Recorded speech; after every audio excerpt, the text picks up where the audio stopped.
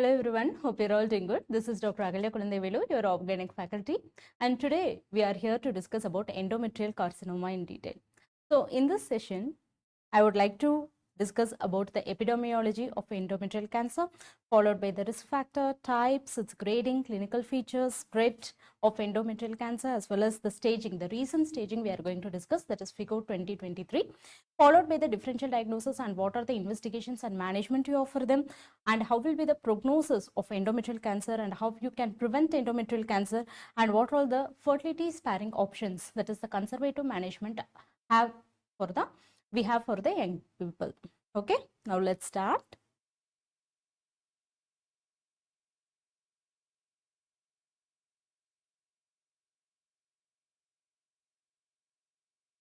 Endometrial cancer is the most common gynecological malignancy in the world. Okay, it is the most common gynecological malignancy in the world. Okay, so the order of gynecological cancers will be, first one will be your cancer uterus, which will be followed by your ovarian cancer, then your cervical cancer, and then your vulval and vaginal cancers. Clear? Then this also ranks fourth among the cancers that occur in female. Okay, female cancers. So the order in which various carcinomas occur in female are, first one is your breast cancer, followed by your lung cancer, and then it is your bowel cancer. Yes, and the fourth one is our endometrial cancer, and finally it is melanoma. Clear? Right. Now, if you ask me what is the peak age of occurrence of endometrial cancer, it is between 55 to 70 years. Okay, 55 to 70 years. And the mean age of occurrence of endometrial cancer, okay, mean age of occurrence of endometrial cancer is 63 years. Okay, and 90% of this women who have endometrial cancer will be presenting above 50 years, and the most common symptom with which they present will be, yes, postmenopausal bleeding. Postmenopausal bleeding. Okay, yes.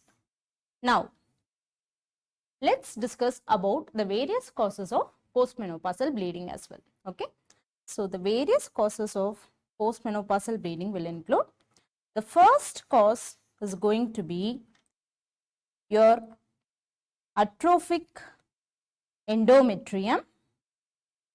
Okay, this is the commonest cause of postmenopausal bleeding. Okay, then it will be your endometrial cancer. I am not giving in the order, I am just listing out the causes, right? Yes, then it is your cancer cervix, endometrial hyperplasia, endometrial polyp, and any estrogen intake, okay, in any form. Okay, so these are some of the causes of postmenopausal bleeding. And I want to tell one fact that I told you, when endometrial carcinoma is presenting, it will be presenting as postmenopausal bleeding. So this is seen in 90% of the cases. But whenever a postmenopausal woman is coming with you with bleeding means, then it is not going to be endometrial carcinoma always. Okay, so the vice versa is not true. Okay, so you have to rule out all these other causes and know in a postmenopausal bleeding, only 10% cases will be coming under endometrial cancer. Clear? Yes. Now, the risk of endometrial hyperplasia has to be spoken here because this is one of the precursor lesion for endometrial carcinoma. Okay. So, this can be two types. One is hyperplasia without atypia and another one is atypical hyperplasia. Okay. So, hyperplasia without atypia has a risk of progressing to endometrial carcinoma in only 2% of the cases. Okay. Whereas atypical hyperplasia can progress in 23 to 29% of the cases into endometrial carcinoma. Clear? Right. So, these are the causes of postmenopausal bleeding. Now, coming to the risk factors. Risk factors for endometrial carcinoma. Okay. One risk factor is increasing age. Increasing age. And you have to know how these risk factors are listed. One common thing that is happening in the background of all these conditions will be, there will be increased estrogen in all the coming conditions. Clear? So, the conditions will include obesity. So, what is happening in obesity? Yes, androgen is converted into estrogen in the adipose tissue, as well as there is reduced sex hormone binding globulin. So, when sex hormone binding globulin is reduced, what is going to happen? Yes, there is increased free estrogen. Okay. And the next cause is diabetes mellitus.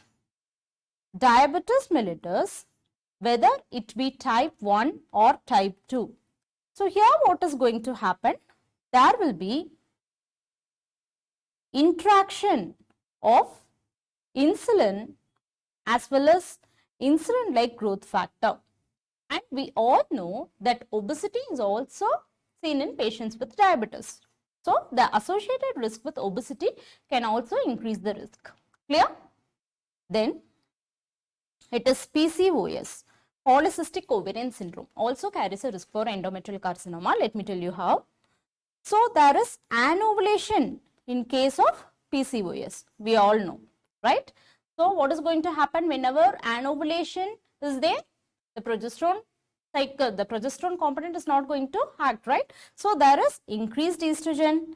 Again, this leads to endometrial hyperplasia, right? And the other causes may include early menarche, late menopause, nulliparity, when a woman is given unopposed estrogen replacement therapy. And one important thing I want to discuss with you here is about the genetic syndromes. Okay. So, let's see what are the genetic syndromes. It is Lynch syndrome, that is hereditary non-polyposis colorectal cancer. Okay. So many syndromes can get endometrial cancer. For example, Lynch syndrome, even in your BRCA mutations you will get, okay, and also in your Cowden syndrome. Let's discuss about Lynch syndrome. So, in Lynch syndrome, there is mutation in the genes like MSH2, MSH6, okay.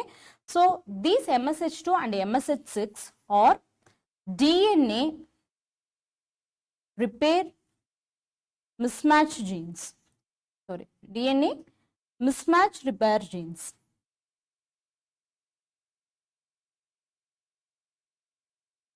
DNA mismatch repair genes, okay.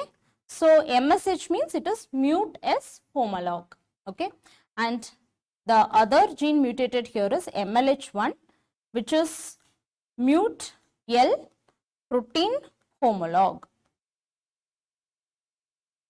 Then we can have the PMS2 mutation, which is post meiotic segregation increased. Then it is EpCAM9 mutation, which is epithelial cell adhesion molecule. Okay, so these are the possible gene mutations we can have in Lynch syndrome.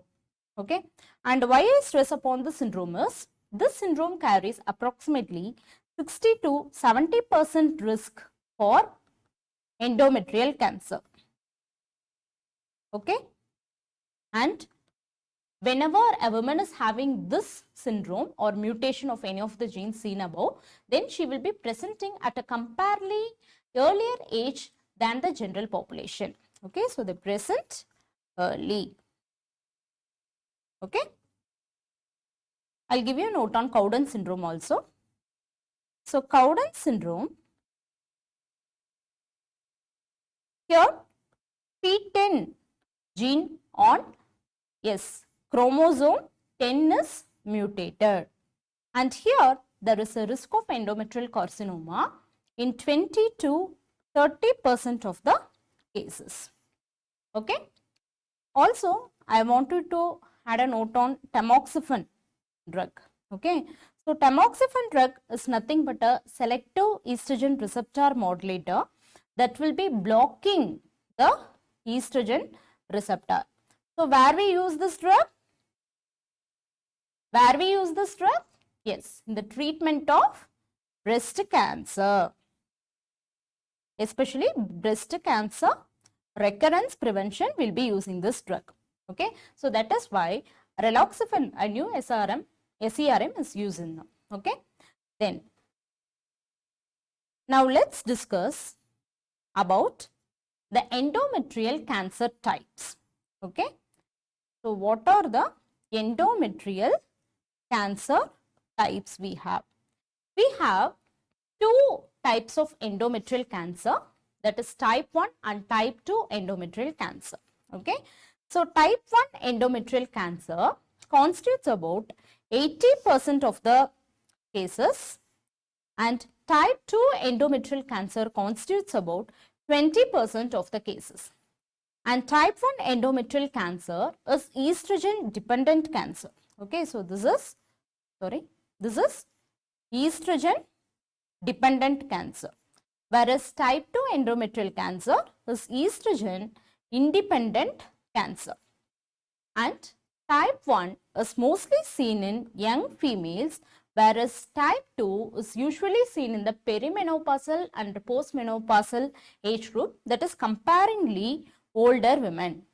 Okay, and in type 1 the female will be mostly nulliparous as well as obese, whereas in type 2 cancer she will be a multipara and a lean person. Okay, and there is a precursor lesion for type 1 endometrial carcinoma, that is atypical endometrial hyperplasia. I am writing it only in the short form. Okay, so atypical endometrial hyperplasia. So what is happening here is, whenever there is unopposed estrogen action, that is progesterone is not acting at all. Okay, so in that case proliferative hyperplasia proliferation will happen, that will be converted into atypical endometrial hyperplasia, and then atypical endometrial hyperplasia will be getting converted into endometrial cancer. Clear? Yes. Whereas in type 2 cancer, there is no such precursor lesions, right? Type 1 cancers are usually well differentiated as well as low grade and non-aggressive cancers. Okay, whereas type 2 cancers are less differentiated. Okay, poorly differentiated or less differentiated, then high grade and very aggressive cancers. Okay, and the most common histology what we see in type 1 endometrial cancer is endometrial adenocarcinoma. Okay. In type 2, the more aggressive types of histological carcinomas like serous or papillary carcinoma or a clear cell carcinoma, these types are seen, right? And the next one is, if you discuss about the prognosis of type 1, type 2 cancer, there is a good prognosis with type 1 cancer, whereas in type 2 cancer, there is poor prognosis. And for type 1 cancer, combined oral contraceptive pills and smoking are said to be protective, whereas it is not protective in a case of type 2 endometrial cancer. Also, the mutations what we see in type 1 cancer are P10 mutation, KRAS mutation, then it can be beta-catenin or PIK3A.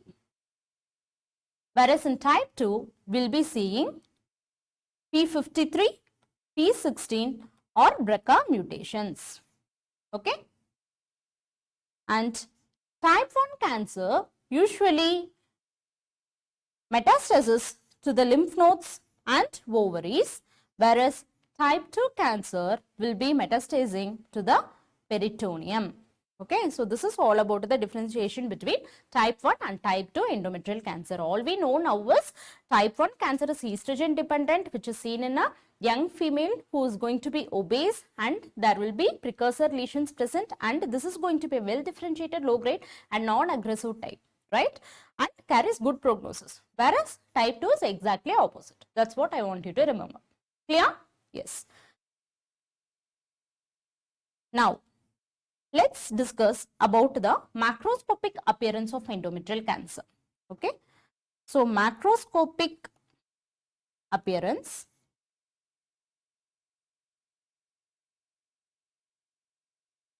Usually, endometrial cancer is seen as a malignant polyp or a nodule, and sometimes it can also present as a growth that is protruding into the uterine cavity. Protruding into the uterine cavity. So, this growth can be a localized growth or diffuse growth. Also remember, variable amount of necrosis and hemorrhage can be seen in this tumor. Okay. So, let's see some gross pics so that you will be able to understand. So, I told you it can appear as a malignant polypoidal growth or a diffuse growth. This is a diaphragmatic representation, whereas this is a gross picture. Okay, so this is the polyp. I hope you are able to see, and this is a diffuse growth that has been here. Okay, and a tumor can also protrude into the endometrial cavity or into the cervix, whereas it can also grow laterally into the myometrium as well. Clear? Right. Now, let's discuss about the histological subtypes. Okay. So, histological subtypes of endometrial carcinoma. These include endometrial or endometrioid adenocarcinoma. This is one of the most common histological type. The variants are there for this type of carcinoma, that will include a variant with squamous differentiation,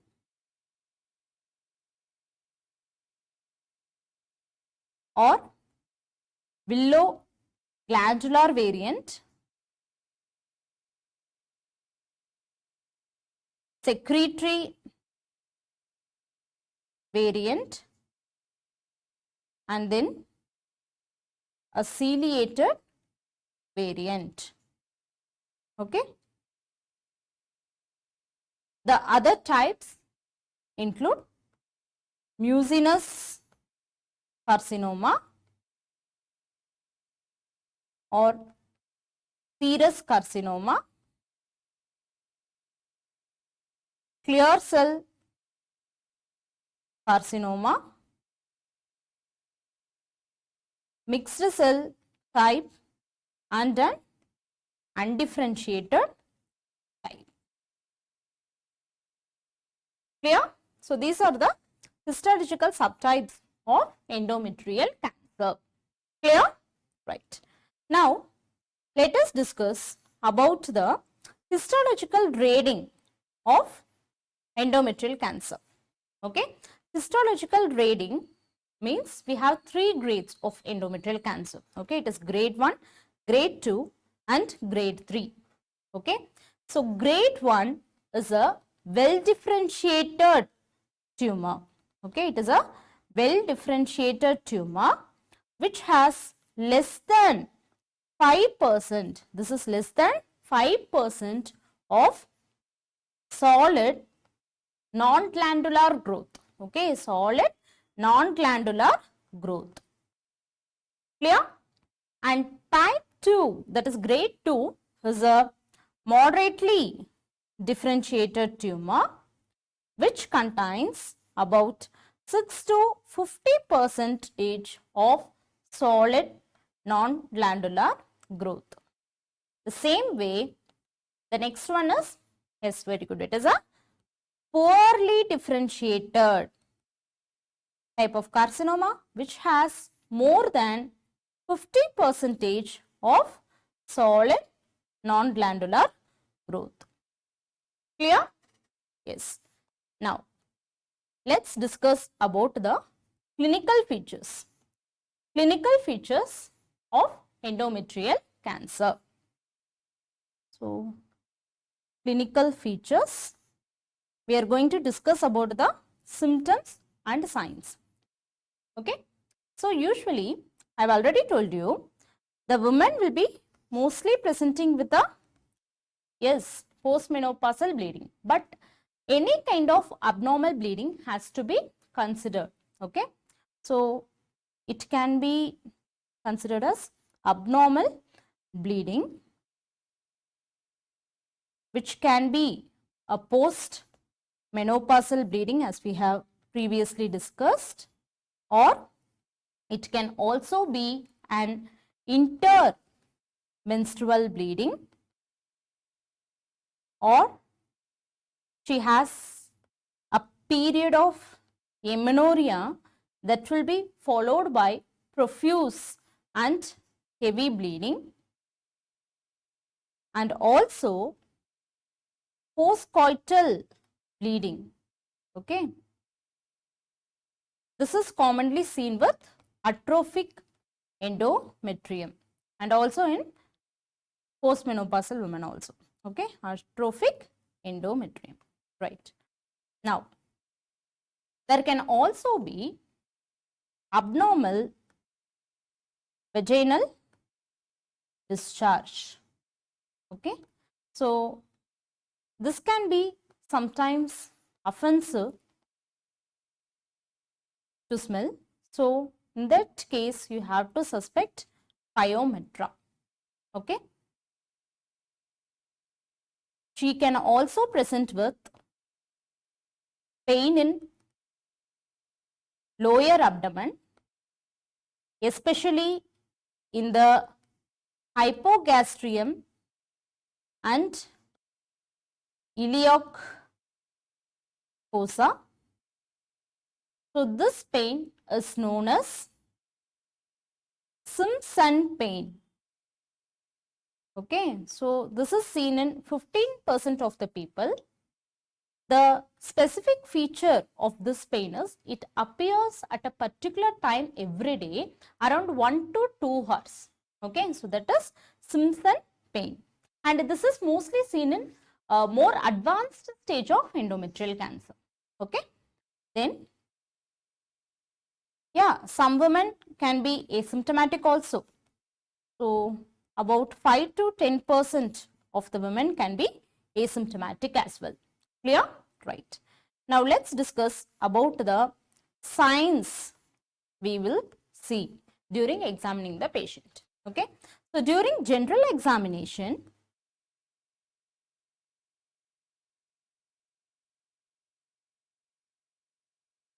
will see pallor, and this depends upon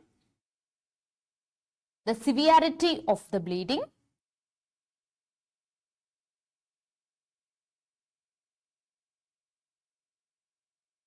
and in some women, obesity and hypertension can coexist. Remember, these kind of women will have a risk to develop corpus cancer syndrome. Okay, and the other association they will have is, yes, definitely it is endometrial cancer. Okay, so when you have an obese woman who is also having hypertension, then you have to suspect the chance of having corpus cancer syndrome, and you have to think about endometrial cancer while examination, right? Yes.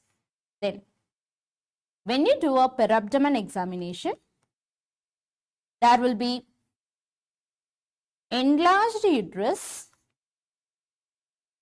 especially in advanced stages of the tumor, which is nothing but the pyometra. Okay, and when metastasis has happened, it can also present with enlarged abdomen, because there will be hepatomegaly, that is enlarged liver, as well as ascites can also be there. Okay, and finally, during perabdominal examination, you have to examine the, yes, inguinal lymph node also, inguinal lymph node enlargement as well. Okay, now let's discuss about the per vaginal examination. Okay, so per vaginal examination, per vaginal examination usually shows the cervix as a healthy structure. Sometimes, yeah, bleeding can be seen, and growth in the cervix can be seen in advanced stages. Okay, in advanced stages, we can have growth in the cervix as well. Clear? Right. And then when you do a bimanual examination,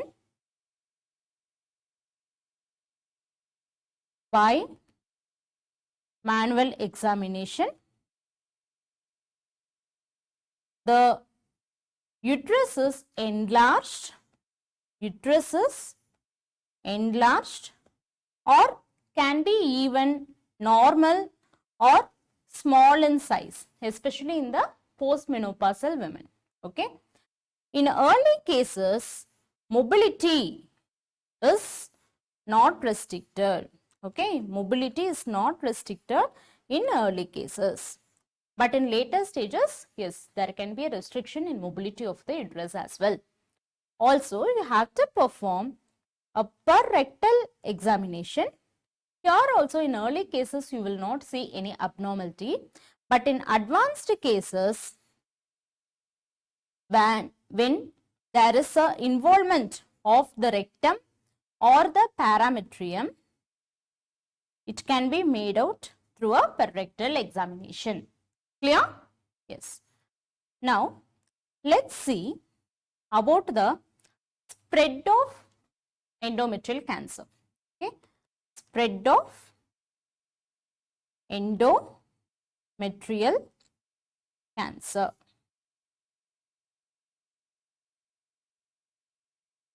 So, spread of endometrial cancer can occur via a direct spread, that is, there is invasion to the myometrium, cervical stroma, and even the serous port. Okay, then tumor on the body can spread to the tubes and ovary, and in the upper body. Okay, tumor on the upper body can spread to the tubes and ovary, whereas that is occurring in the lower part of the uterus can spread to the cervix. Okay. In advanced stages, there can be a direct involvement of bladder, bowel, as well as vaginal vault. Okay. So, this is direct spread. Another route of spread of endometrial cancer is lymphatic spread. Lymphatic spread. So, there will be metastasis to the pelvic and para-aortic lymph nodes. Pelvic and para-aortic lymph nodes. Next one is a hematogenous spread of endometrial cancer, and this commonly happens to the lung, liver, brain, bone, especially the pelvis, like that. Okay, that is LLBB. Lung, liver, bone and brain. Okay, and then there can be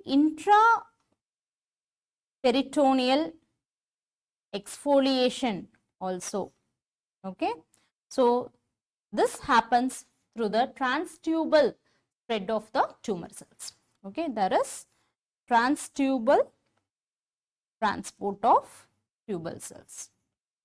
Okay, yes.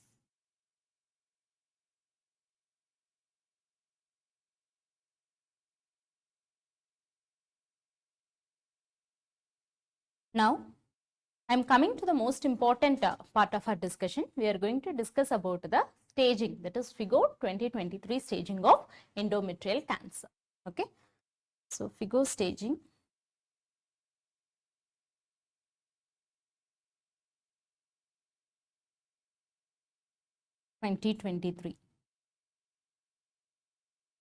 See, let's see why this new classification was needed for endometrial cancer especially. Okay, so there were many discoveries happening in the endometrial cancer since the year 2009. There was a newer molecular classification that was given for endometrial cancer especially, that is TCGA classification, that is the Cancer Genome Atlas.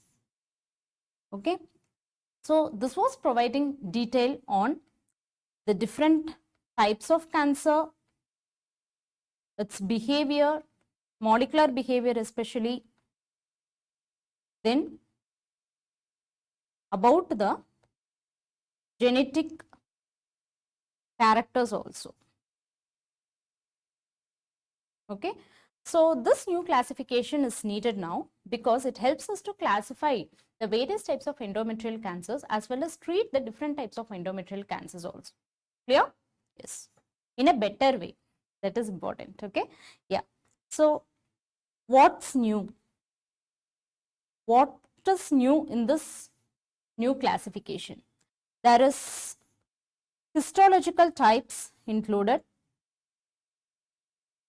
Also, we are speaking about the tumor patterns, the molecular classification,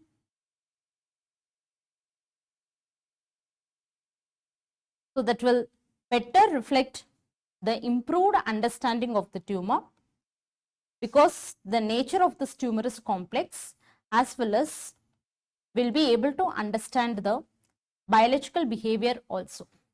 Clear? Right.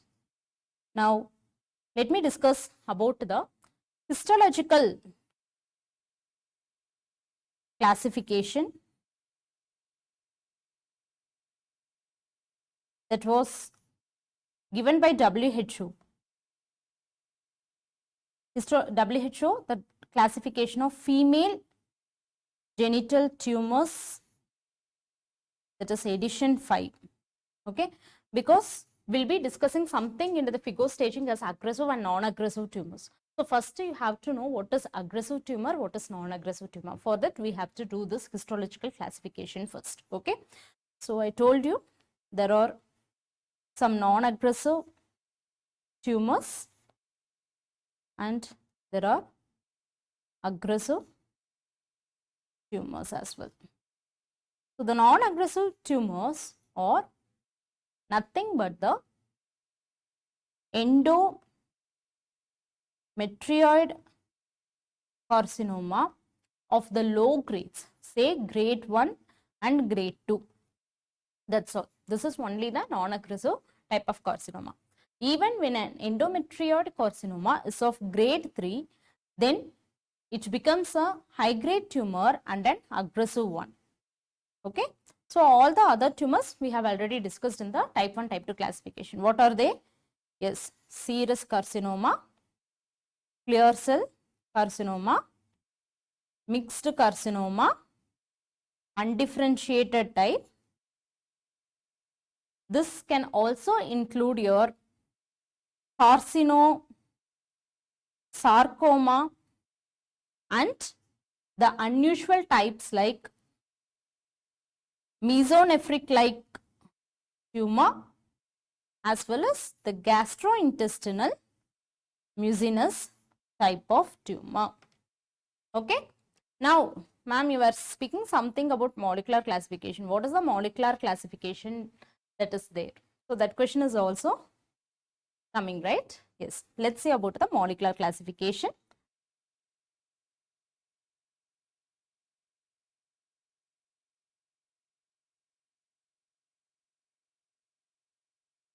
So there are 4 types.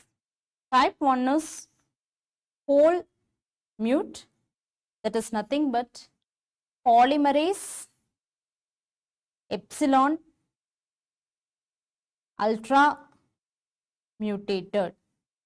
Okay. And the next one is MMRD. This is mismatch repair deficient. Okay. And the third type is NSMP. That is no specific molecular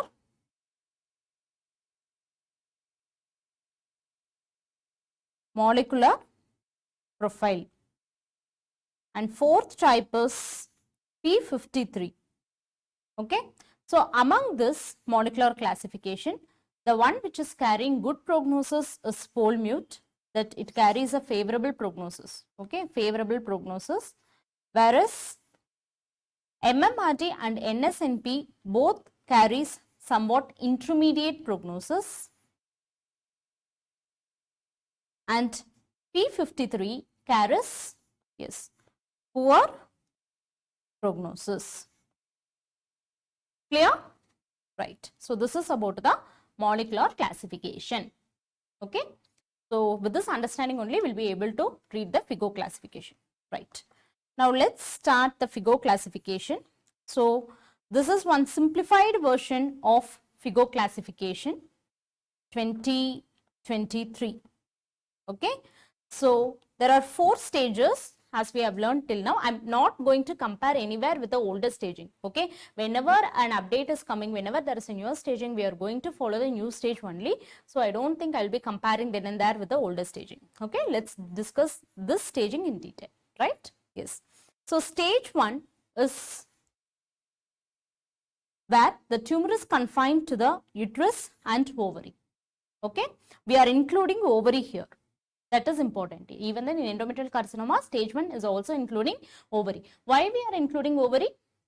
Because there can be a chance of micrometastasis that can be present. Okay. Yes. Then stage 2. Stage 2 is coming down. It is involving the cervical stroma, but it does not extend beyond the uterus. It is not going beyond the uterus. Okay.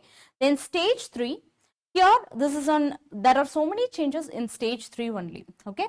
So it is nothing but the local or regional spread of the tumor of any histological subtype. Okay.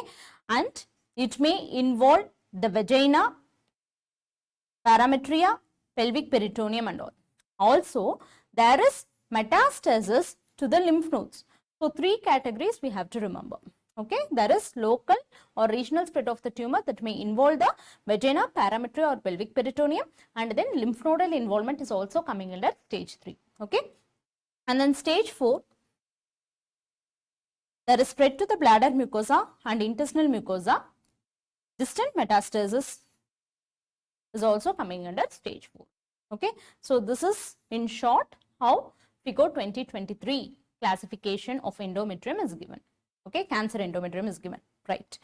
Now, let me discuss each stage again and the subdivisions we have, okay, in each stage. So, first stage, what I told about first stage, the tumor is confined. Yes, stage 1 is the tumor is confined to the uterine corpus and ovary. Yes, right. Now, there are stage 1A, 1B and 1C. Okay, this 1A is further classified into 1A1, 1A2 and 1A3.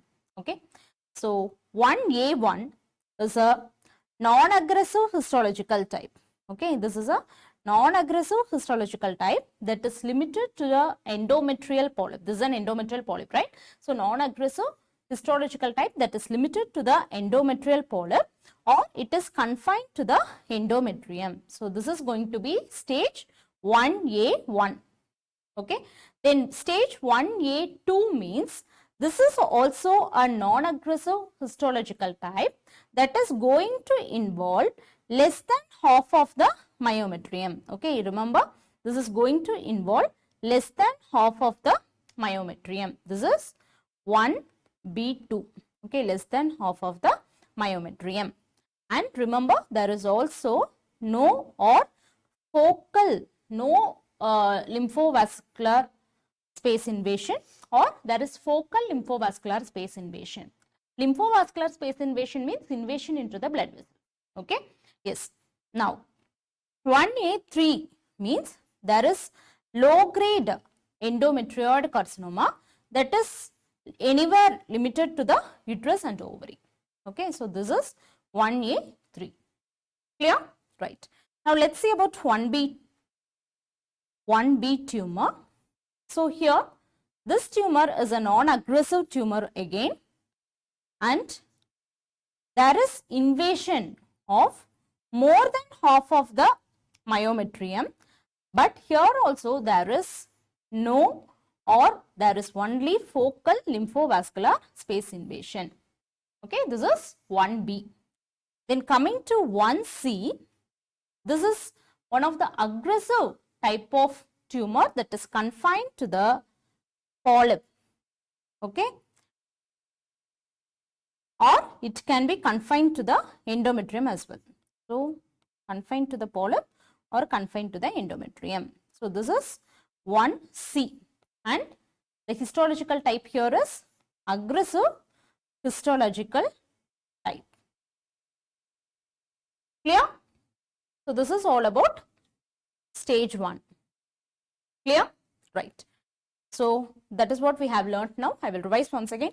So, stage 1 tumor is confined to the uterine corpus and ovary. 1A stage is limited to the endometrium. We'll see this alone. Okay, so this is just the explanation of all the types.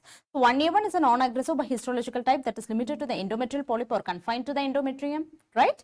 And 1A2 is a non-aggressive histological type that is involving less than half of the myometrium, but there is no or there is only focal lymphovascular space invasion, right? And 1A3 is a low-grade endometrioid carcinoma that is limited to the uterus or ovary. Clear? And what is 1B? 1B is a non-aggressive histological subtype that is involving more than half of the myometrium, but there is no or there is only focal lymphovascular space invasion.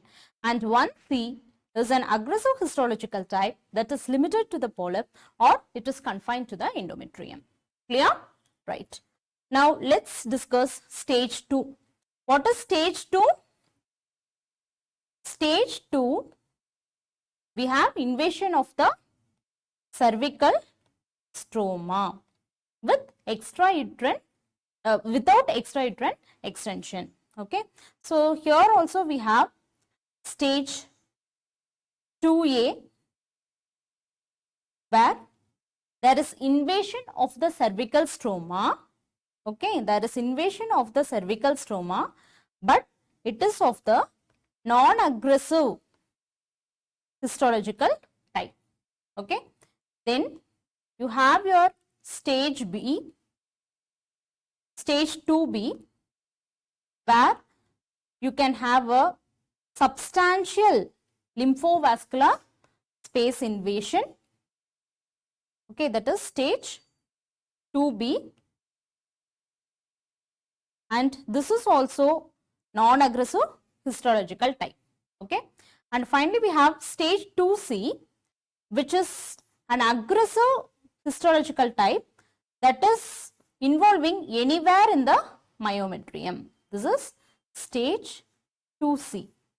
Okay, so stage 2A is involving the cervical stroma and it is a non-aggressive type. Stage 2B is involving the lymphovascular space invasion, that is substantial. That word is important. That means extensive involvement of the lymphovascular space, and that is stage 2B. Here also it is a non-aggressive type, whereas which is involving myometrium and an aggressive tumor, any type of aggressive tumor, then we will be taking it under stage 2C.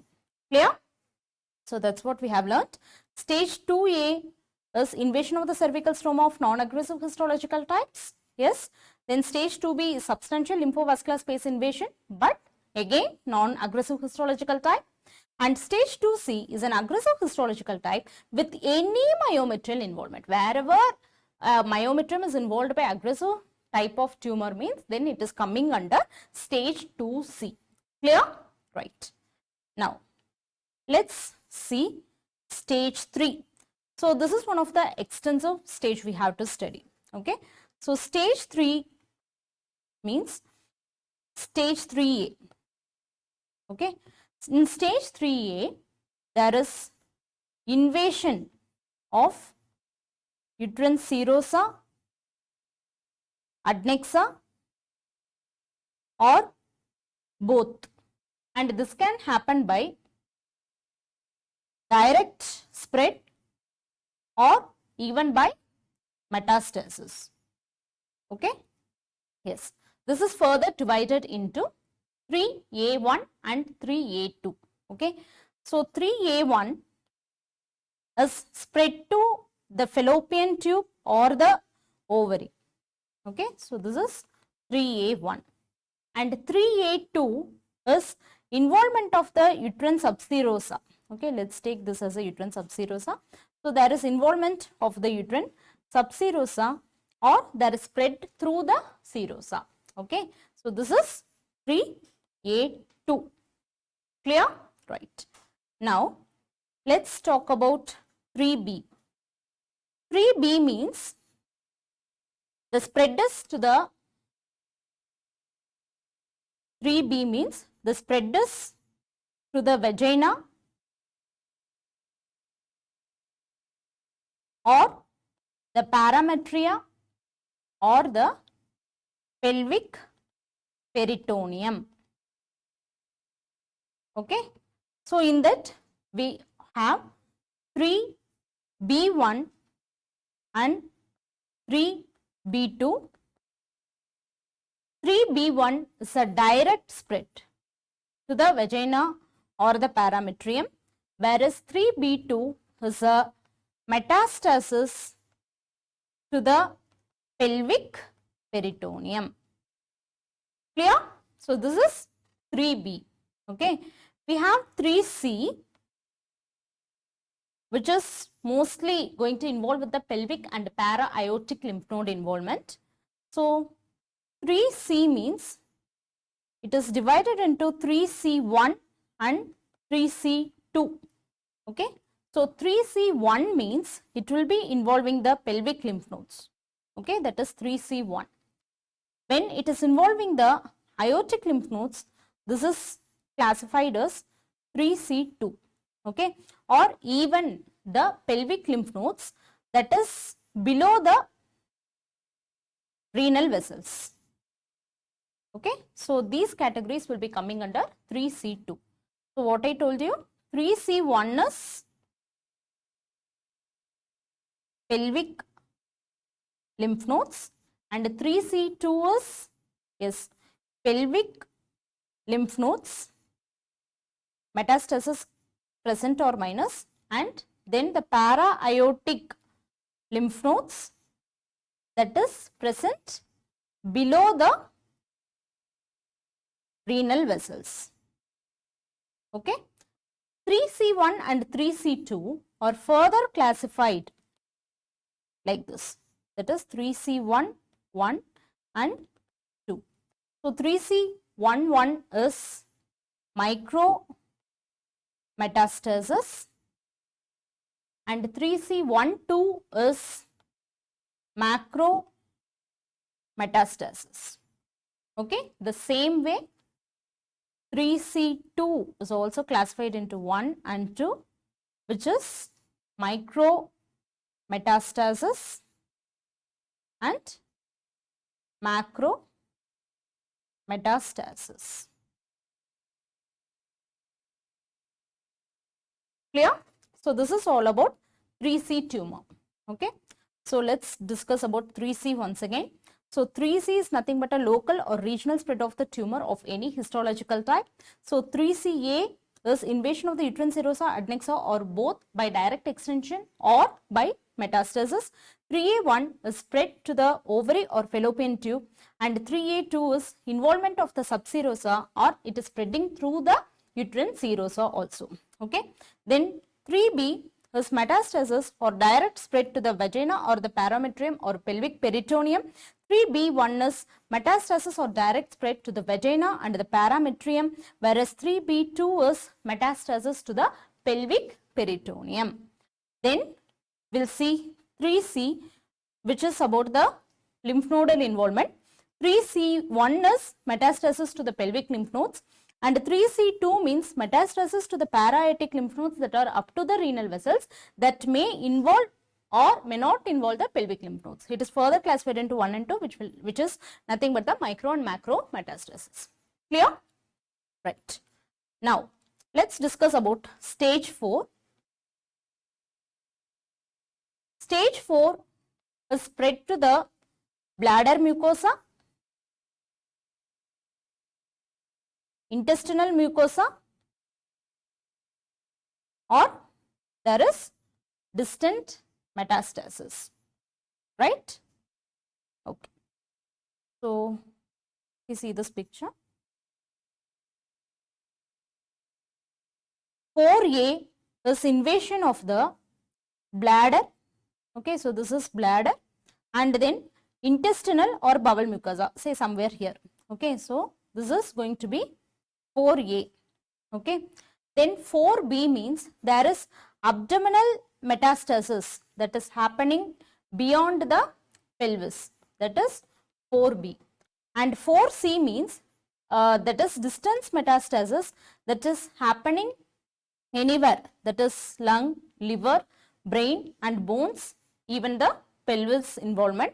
And also this includes the pelvic lymph nodes, that is any extra or intra-abdominal lymph nodes, okay, not necessarily pelvic lymph nodes, any lymph node that is present beyond the renal vessels, okay. So that is coming under 4C. Clear? Yes. So 4A is going to be invasion of the bladder mucosa and the intestinal or the bowel mucosa. 4B is abdominal peritoneal metastasis that is beyond the pelvis, and 4C is distant metastasis that is including metastasis to any extra or intra-abdominal lymph nodes above the renal vessels, or it will involve the LLBB, and the bone here is pubic bone mostly. Clear? Right. So I hope you are thorough with this classification, with this discussion, right? Yes.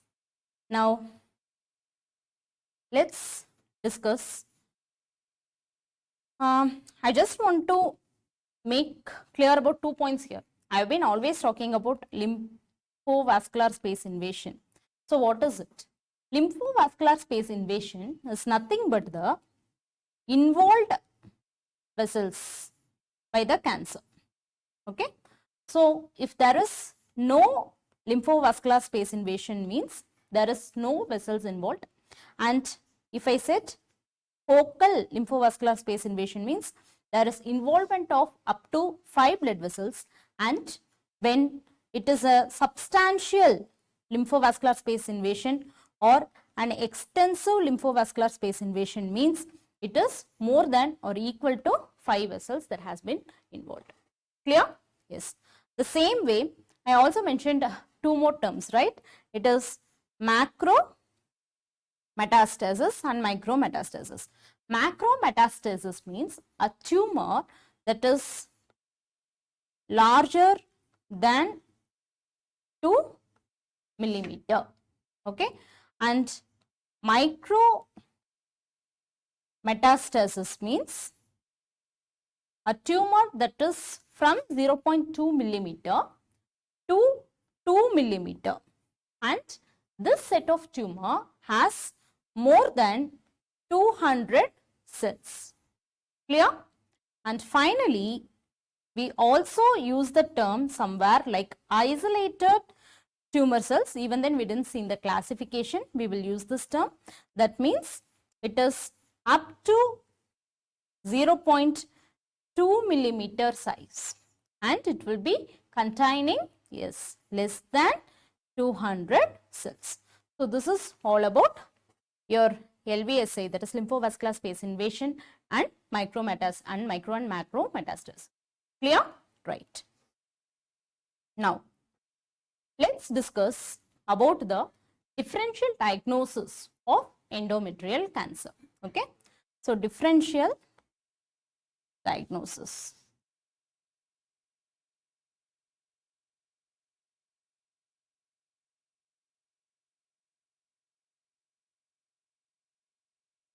Already we have discussed a set of differential diagnosis, right? So, it is the causes of postmenopausal bleeding. So, causes of postmenopausal bleeding, that is including other tumors like cervical carcinoma, vulval cancer or vaginal cancer, okay, even ovarian or fallopian tube cancer, even your choriocarcinoma. I am including the carcinoma here, not the case of postmenopausal bleeding, and also the cancer in the adjacent organs, say the cancer in urethra, bladder, or even bowel. Okay, and the second set of differential diagnosis is or pre-malignant conditions. Yes, very good. It is a endometrial hyperplasia. So, pre-malignant conditions, that is endometrial hyperplasia. And we can also consider some of the benign conditions like endometrial polyps,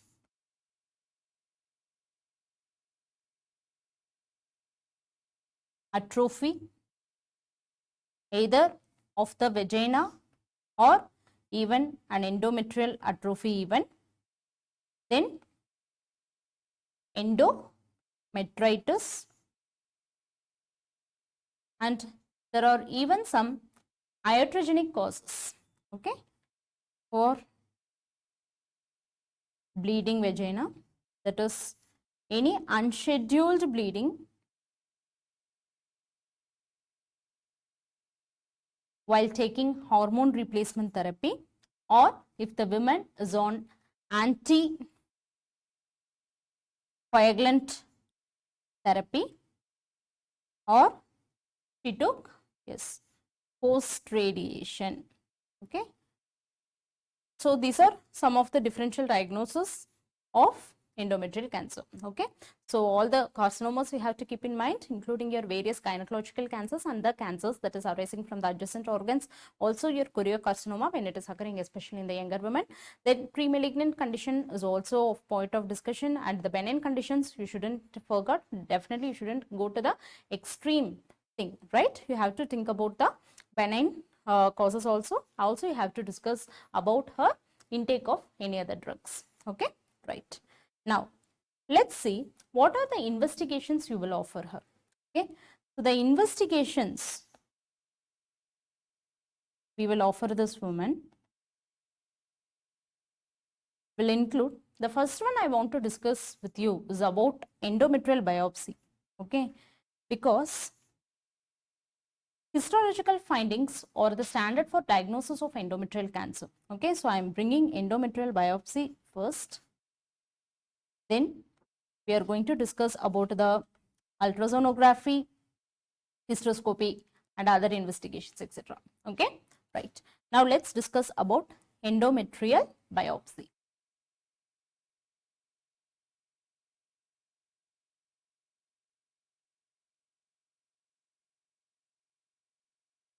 So endometrial biopsy can be collected via office aspiration biopsy.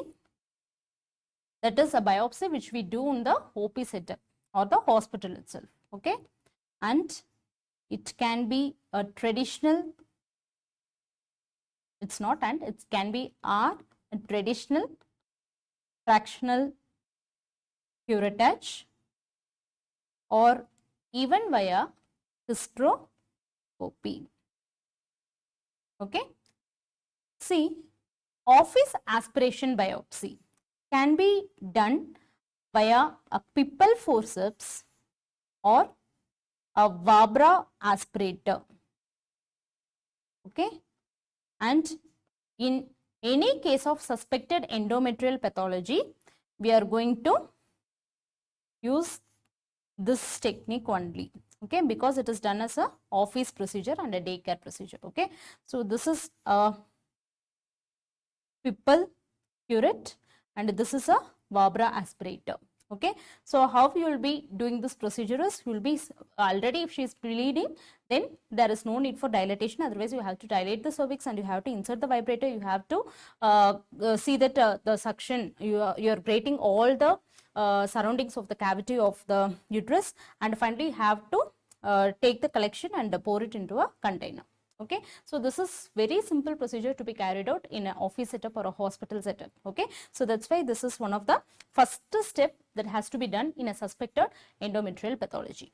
Okay, so not only this, the diagnostic accuracy with this procedure is also high. It is about 90 to 98%. Okay, and if you ask me about the fractional curettage, it is not used nowadays because it is very limited value. Okay, and yes, we can do a hysteroscopy biopsy.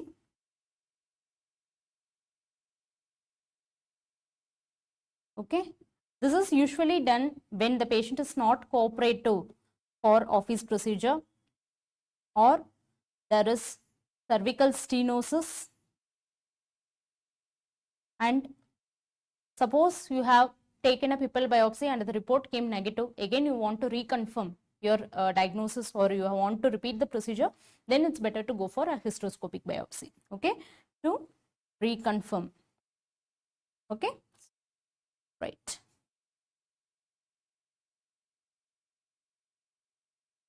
Now usually the curette that you will get in a case of endometrial cancer will be a profuse cheesy material which will be dark in color, and you won't be getting grating. Okay, grating will not come at all because the endometrium is that much thickened. Okay, yes. And one more point with hysteroscopy biopsy is, it is more sensitive for focal lesions.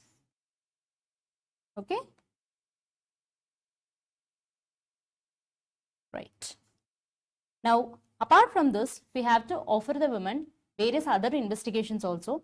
What is the importance of offering other investigations? I'll tell you. We have to assess the extent of the disease. That is the first point. Then you have to determine the stage. Yes. Then you have to plan the appropriate management. Yes. Okay. Now let's see what are the other investigations needed. Okay. First one is ultrasonography. Okay. Especially we are going to do a transvaginal ultrasonography in this woman. Okay. So why we do transvaginal ultrasonography means we can assess the endometrial thickness and any other endometrial pathology like endometrial polyp. You can even check if there is any fluid collection or pyometra collection in the cavity.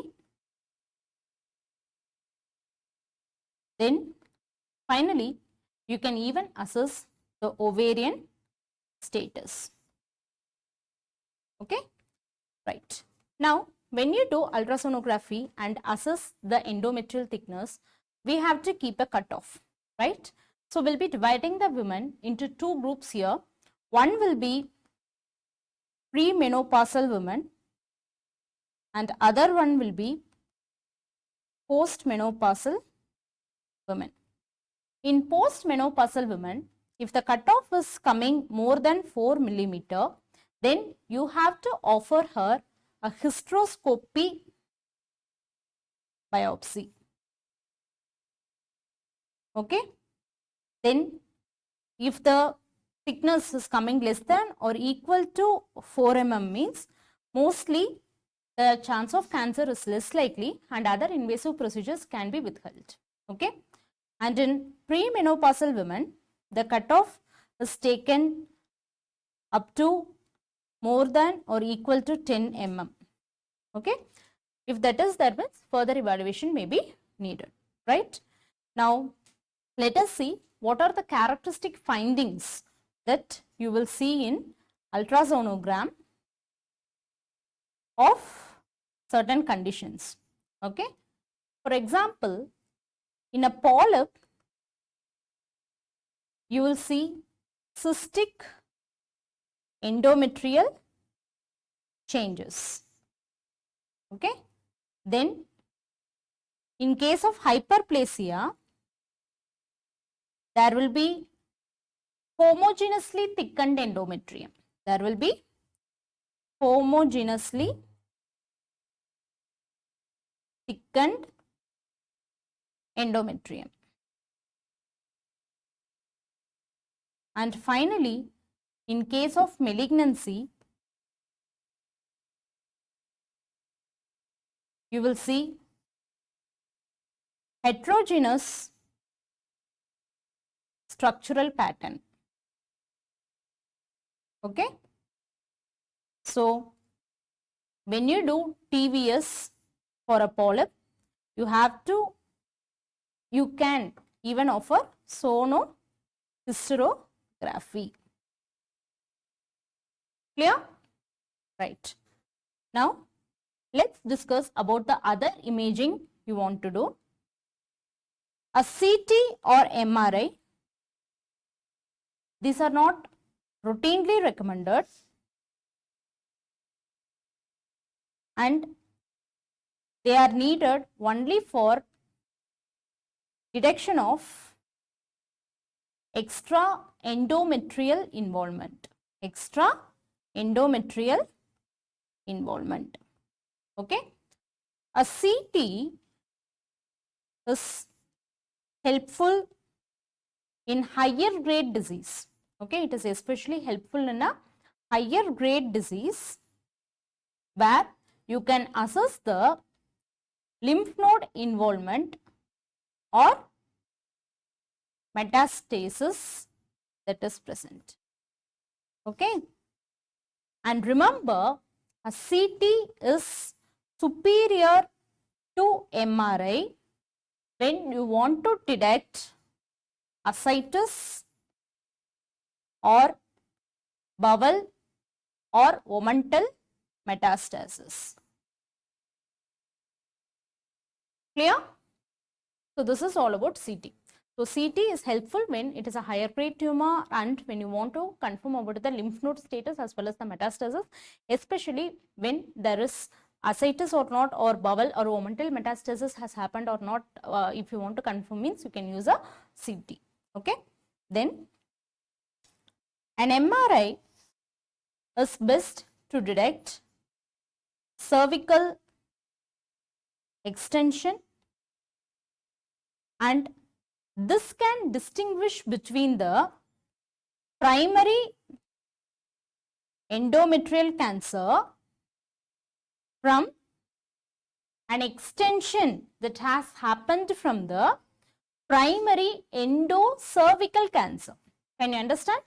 So, a growth which you see in the endometrium can be the endometrial cancer itself, or it would have extended from the endocervical cancer. So, that can be ruled out by MRI, right?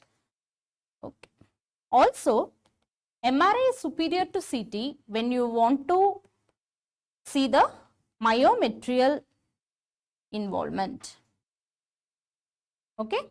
So, this is the indications of using MRI. When you want to know the cervical extension, when you want to diagnose the differentiation between the endometrial cancer or a growth from the endocervical cancer and whether there is myometrial involvement or not. Okay. So, that is the thing. Also, we have another special investigation, right? Yes, in all malignancies, we now write PET CT. Okay. So, PET CT scan is the gold standard investigation for staging. Gold standard investigation, especially for staging. Okay. Last but not the least, we can do chest X-ray also to detect lung metastasis in case of advanced carcinoma. Okay. And yeah, we can even offer them cystoscopy or proctoscopy if there is a concern that tumor has involved the bladder or the rectum. Okay. Yes. Now, I want to talk about one special investigation here. Okay, this can be done before surgery or during surgery. This is lymph node assessment, that is sentinel lymph node biopsy. Okay, sentinel lymph node biopsy.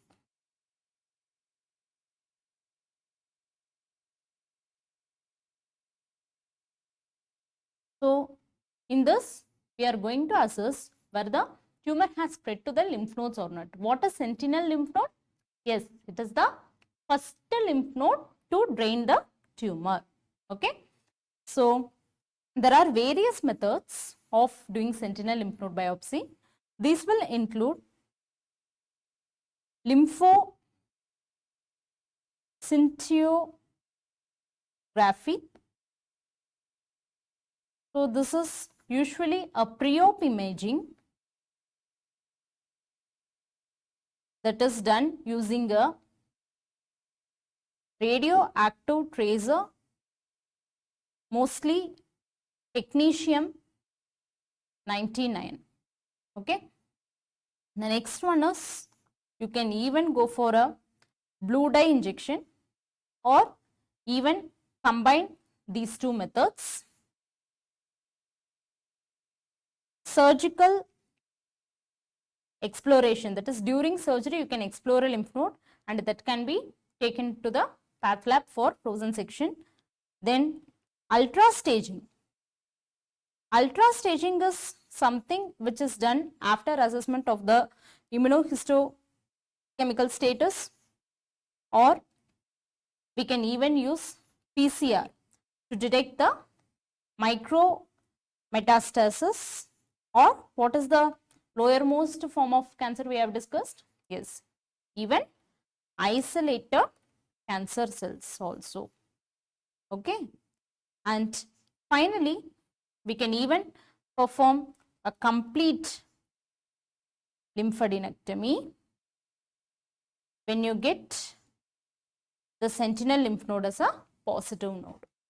Clear?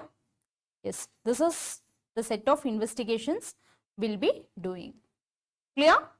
Right.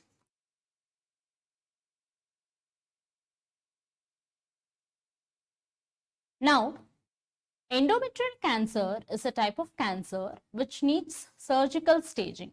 Okay, so let's see about the steps of surgical staging. First one, we have to open the abdomen in layers. Okay, open the abdomen in layers. After this, we have to offer them peritoneal washing. Okay, peritoneal washing. Suppose if there is ascitic fluid means then no need of peritoneal washing. Either we have to collect the ascites or you have to give peritoneal wash with 50 to 100 ml of sterile saline. Okay, and this should be collected for cytological examination. This should be collected for cytological examination. Then, after doing this, there should be a thorough inspection of the pelvic and intra-abdominal organs. Okay. If you see any suspicious lesion, then we are going to take biopsy, or we can even do an excision if possible. Okay, and this will be followed by total abdominal hysterectomy and bilateral salpingo-oophorectomy. Okay, then the hysterectomy specimen will be sent for frozen section. Okay, and after this, depending upon the findings and the preoperative tumor grading, we'll be doing decision to dissect the lymph nodes. So it can be pelvic or para-aortic lymph node dissection. Okay, so this is what you will do while doing surgical staging. Okay, first we are going to open the abdomen, then soon after opening the abdomen, if there is ascitic fluid, you are going to collect it separately. If there is no ascitic fluid, then we are going to give a peritoneal wash with a sterile saline about 50 to 100 ml, and you are going to collect it for cytological examination. Then after that, you are going to inspect all the pelvic organs as well as the intra-abdominal organs, and whenever you see a suspicious lesion, either you are going to excise it or take a biopsy. Then you have to complete your total abdominal hysterectomy with bilateral salpingo-oophorectomy. Why we are doing bilateral salpingo-oophorectomy? In the staging itself I told you, because there can be a chance of micrometastasis, okay, from the endometrial carcinoma that would have spread to the tubes or the ovary. And finally, that will be sent for the frozen section, and depending upon the pre-op status or the sentinel lymph node biopsy procedures you have done before, you will be proceeding with the pelvic or the para-aortic lymph node dissection. Is that clear? Yes.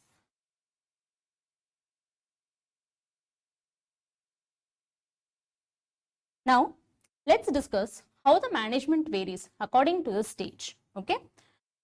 Stage 1. Stage 1 can be divided into 3 grades. Okay, it can be a low risk carcinoma or an intermediate risk or a carcinoma which is having a high risk. So low risk tumor means it is stage 1A, grade 1 and 2.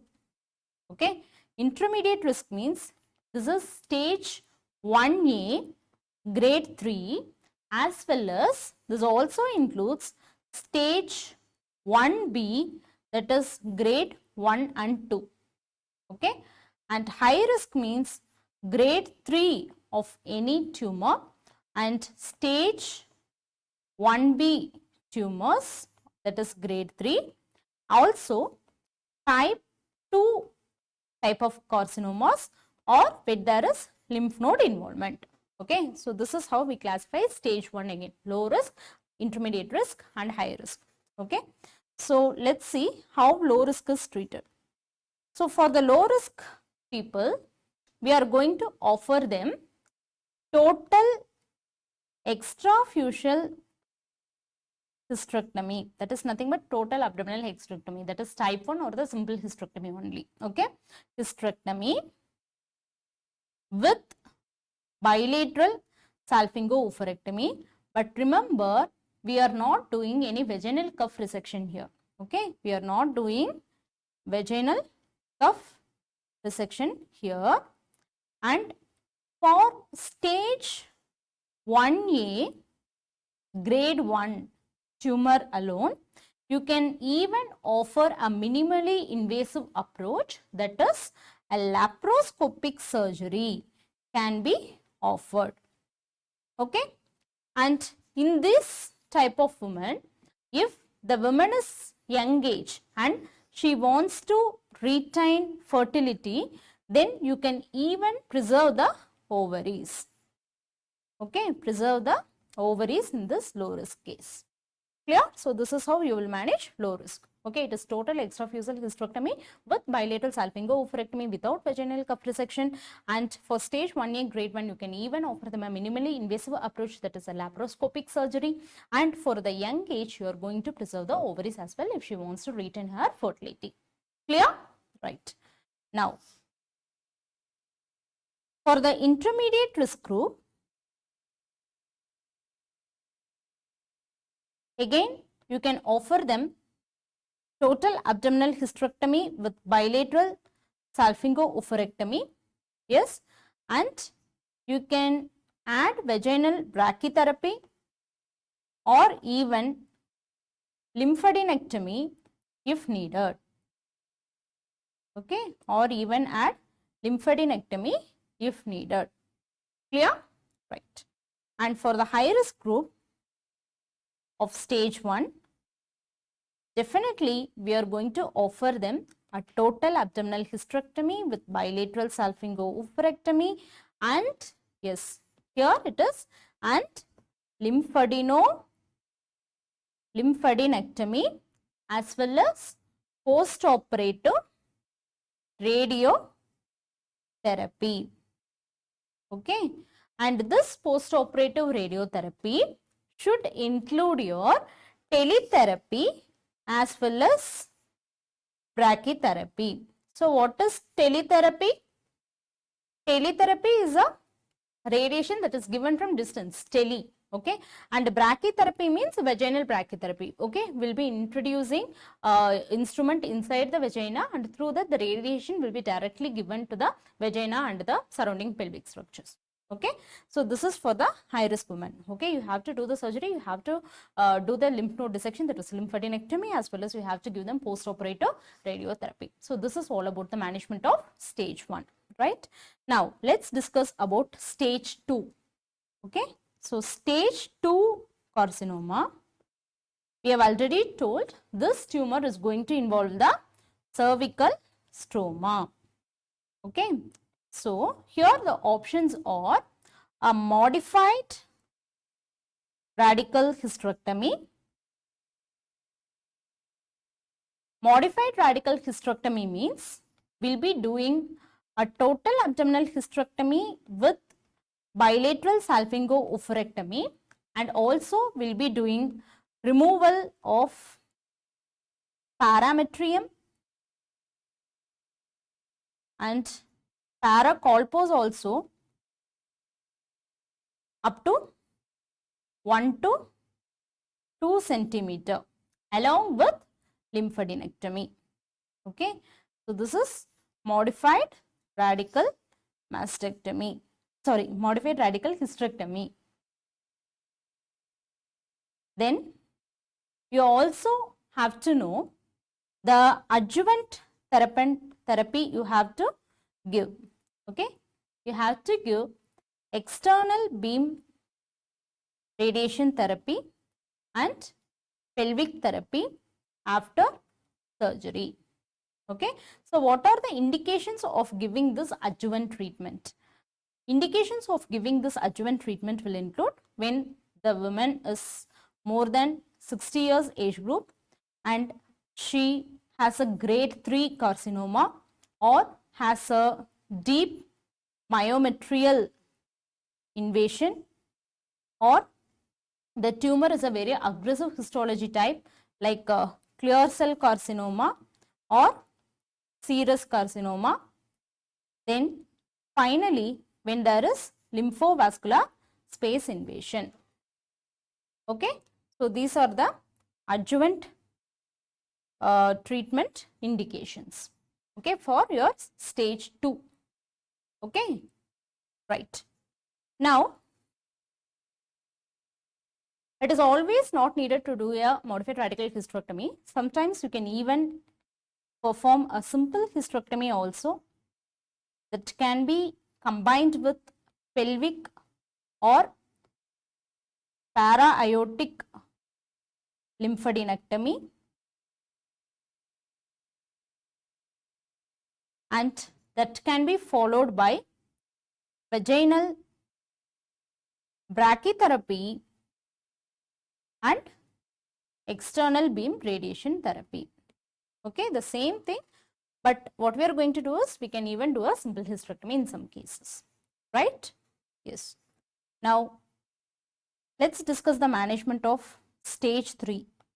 See, in stage 3 and stage 4, we are going to give maximum only palliative treatment. Okay, so for stage 3, we can do a surgical resection of all the metastatic disease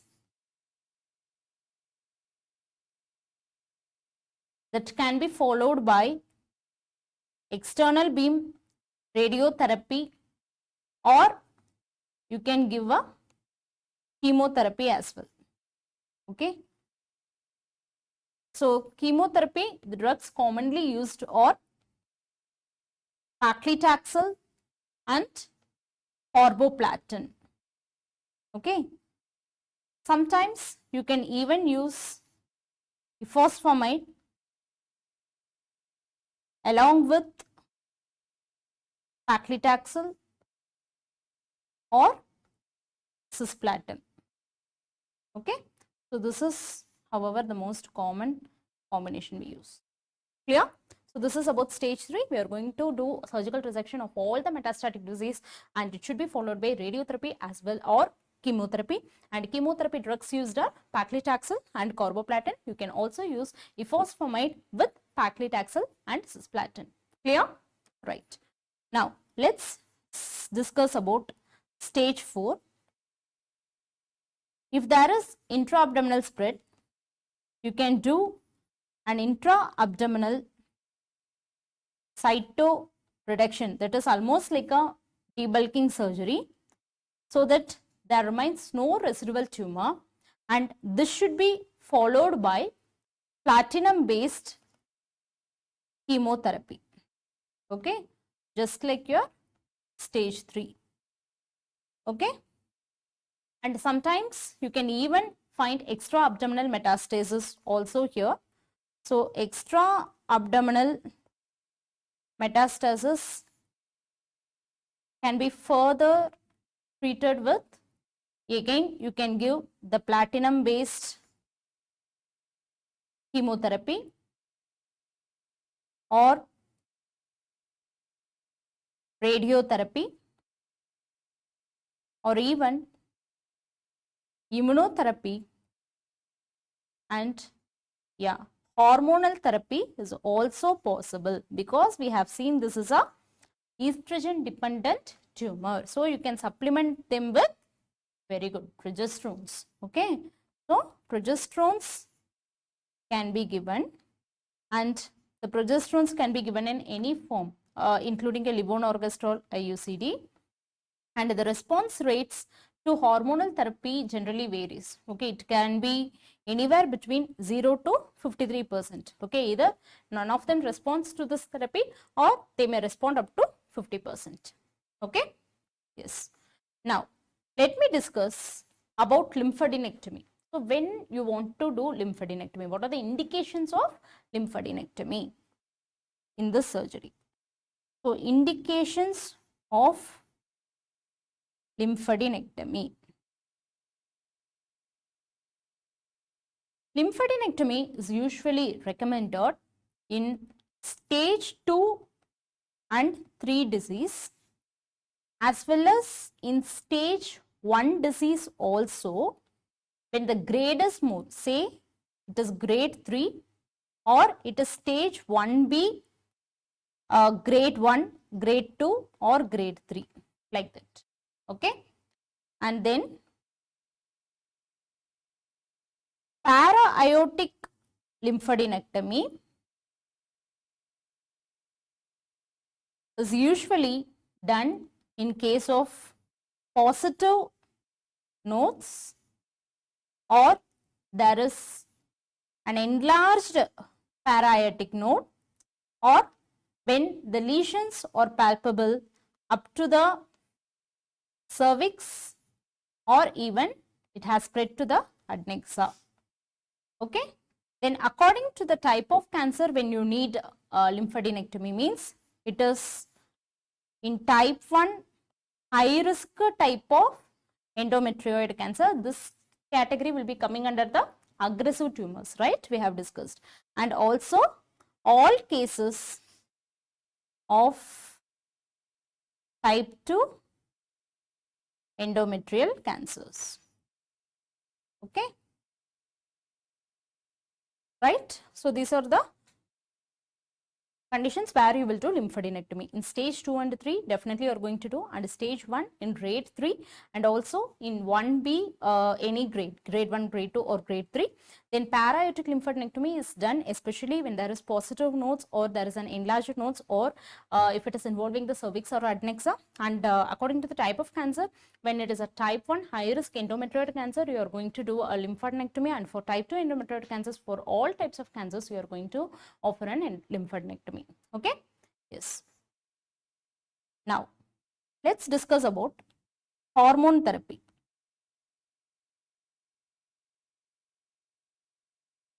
So as I told, this is a hormone responsive tumor. So what are the indications of giving hormonal therapy?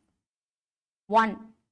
The cases who are not surgical candidates, okay, in whom surgery cannot be done, who are not surgical candidates. Number 2, young women who wants to retain their fertility. Number 3, recurrent disease. Okay. So definitely the hormone what we are going to supplement is progesterone. So it is going to be progesterone that can be given orally, like megestrol acetate or medroxyprogesterone acetate, or these are given orally, or the forms of progesterone like 17 alpha progesterone or norethistérone, which can be given as an IM injection, or it can be given in the form of, yes, IUCD, that is intrauterine IUCD device also, levonorgestrel IUCD. Okay, so these are the various forms where you can, in which you can give hormonal therapy. Okay, so these are the indications, right? Yes. Now coming to radiotherapy.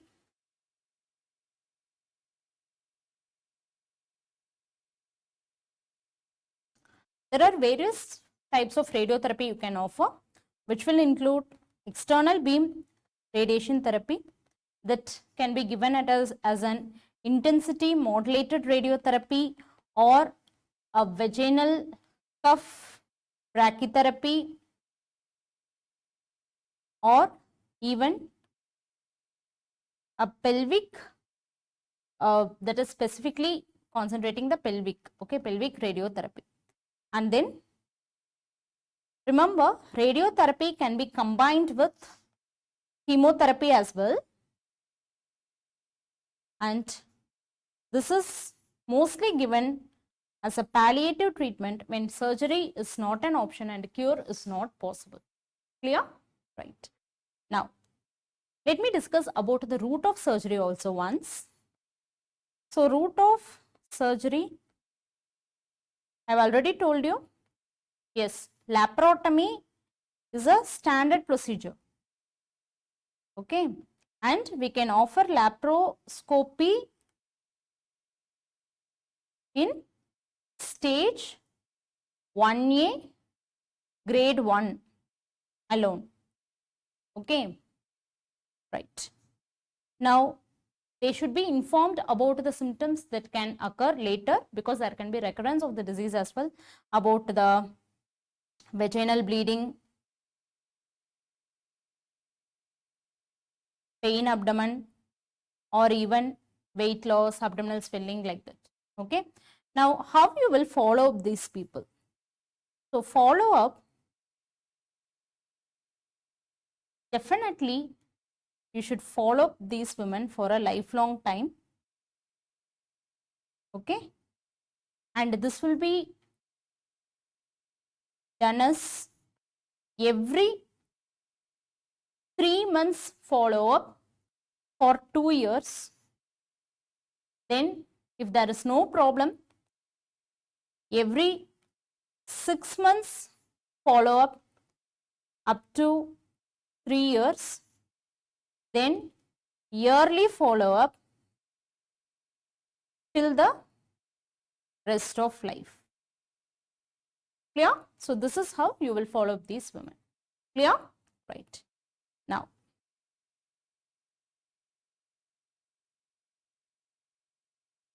also, one more point you have to know is, while doing follow up, you have to offer them pelvic and vaginal examination in every checkup, and also you have to offer them vaginal cytology initially 6 monthly, and if it remains normal, then it can be changed annually. Clear? Right. Now, we are going to discuss about the prognosis of endometrial cancer. Okay. So, prognosis. See, the overall 5-year survival rate of endometrial cancer is 80%. Okay. Especially in a young female who is having a well differentiated tumor, the prognosis is going to be excellent, right?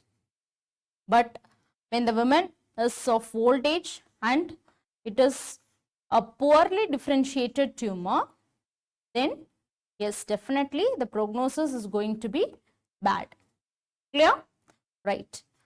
And another important factor in determining prognosis is stage as well as peritoneal cytologic evaluation, which we do during staging laparotomy. Okay. Also, you have to know the lymph node positivity carries poor prognosis. Clear? So, this is all about prognosis, and I told you there can be a chance of recurrence. So, recurrent disease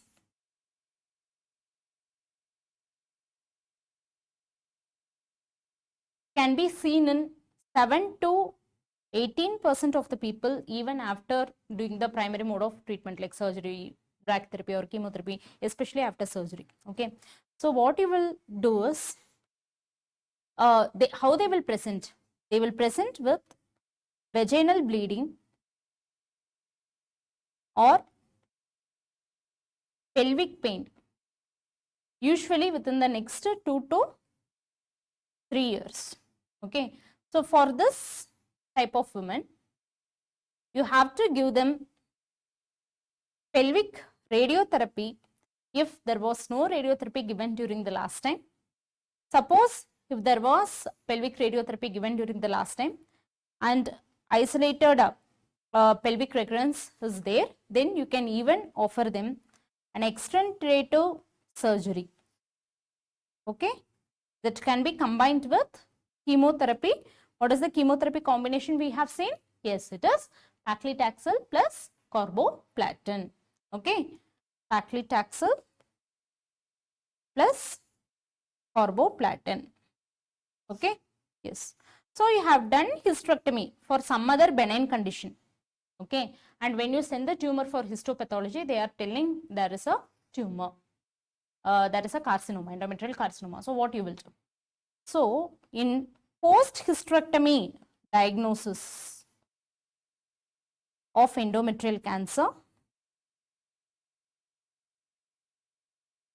grade 1 or 2 with minimal myometrial invasion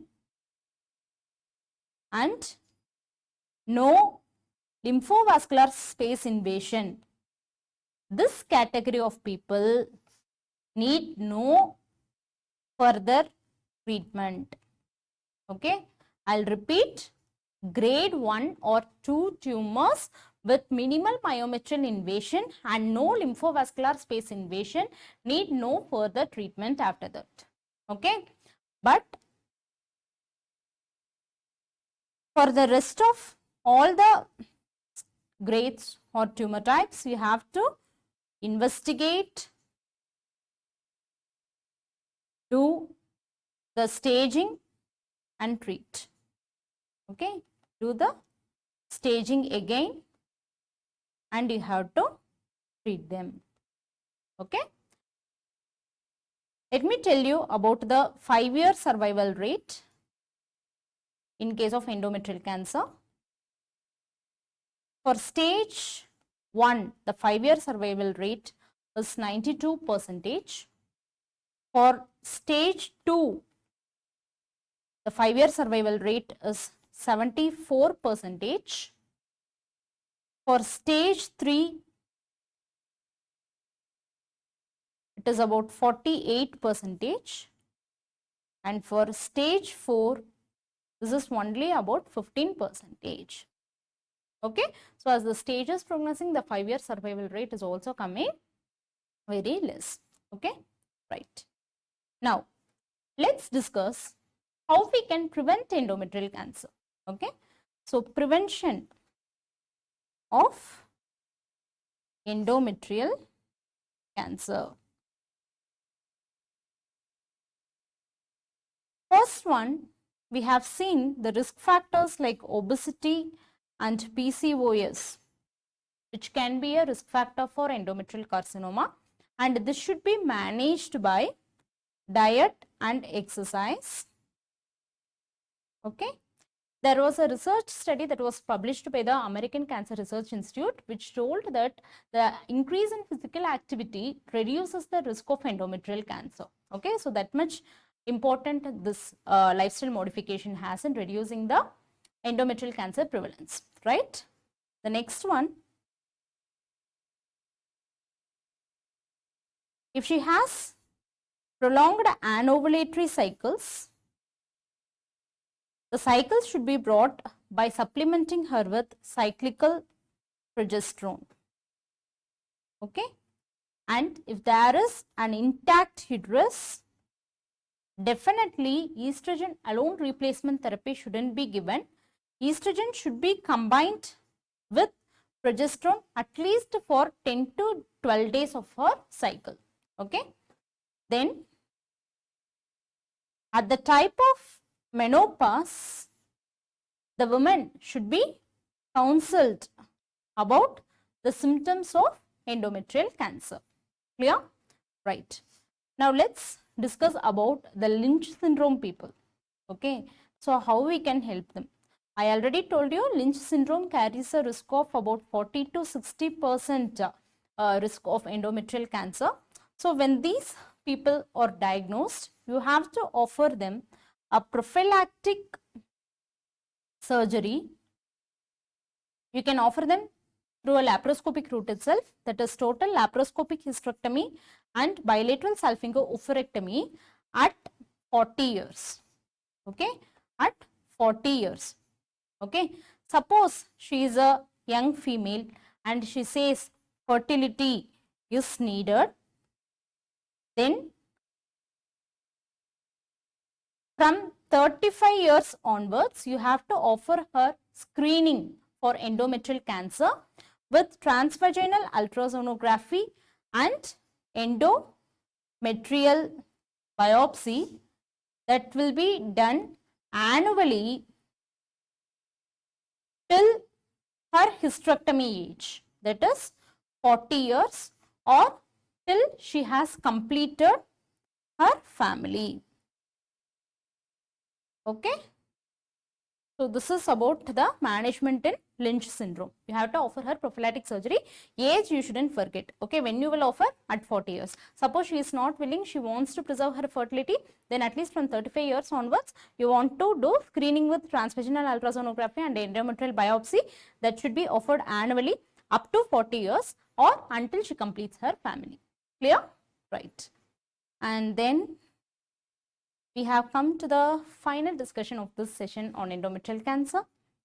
It is going to be the fertility sparing conservative management that can be offered in case of endometrial cancer. Okay. So, I already told you PCOS and chronic anovulation are going to cause endometrial cancer. So, imaging should be done first to exclude deep myometrial invasion and any other extra uterine disease also. Okay. So, fertility sparing conservative option can be offered to the woman if she is stage 1A, grade 1, type 1 and a well differentiated type of cancer with no myometrial invasion or there is no extrauterine spread also. Okay. So, under these conditions, if all these conditions are satisfying only, you will be offering a fertility sparing conservative management to the women. Okay. So, counseling should be done about the risk and advice to follow up must be there. Okay. So, what you can give them? You can give them obviously hormonal therapy, that is progesterone.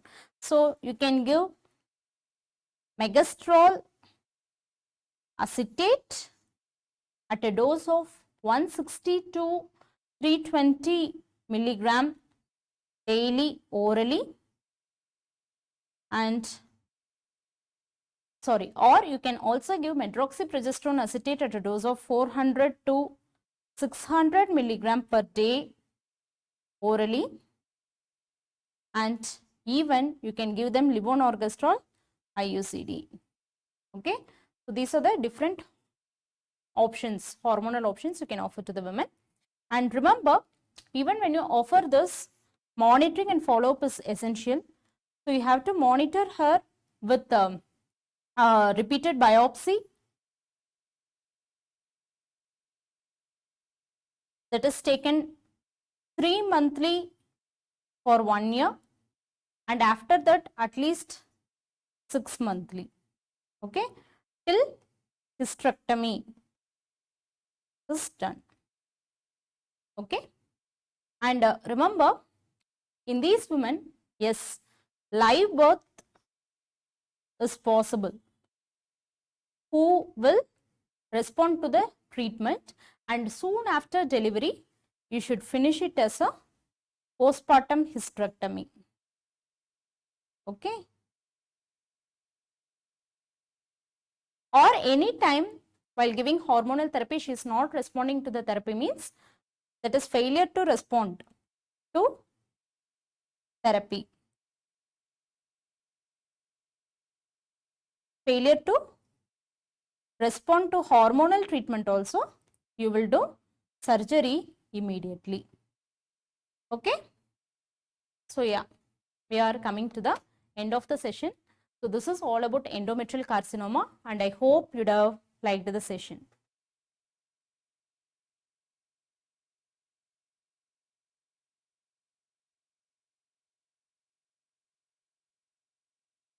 I'm sorry guys, like I'm not able to check the live chat here. But anyhow, my love to you all. Thank you for watching. Take care. Bye bye.